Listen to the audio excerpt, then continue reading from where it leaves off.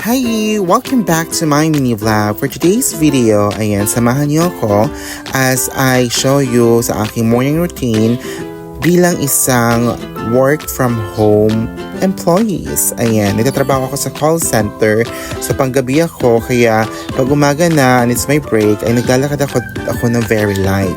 So ayan, medyo maulan kahapon, kaya mahamog ang eksena. So napaka-refreshing talaga. And sa walking na ito, mga 15 minutes lang naman yon.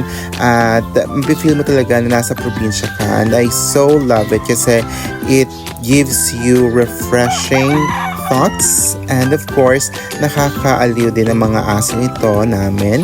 Ayan, ang dami nila, 10 lang naman sila sa bahay. So ayan, So, amo ato, pagkatapos ko maglakad-lakad, kumato na ako na paralitan ng tinapay, hamay sabang area. So, ito ang presko.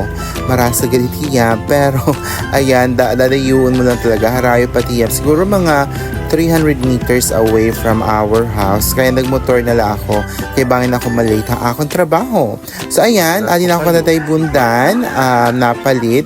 Actually, nagpa-reserve na ako era. Kaso lang, waray pa abot tayo bundan. Amo nga, nag-decide ako nga kumadto na lang era nga pumalit yung presko. Ini ang presko, mapasok pa, ngang girarasahi talaga kung mapasok. Marasa iniging papadis, kape, or anything na hot or chocolate.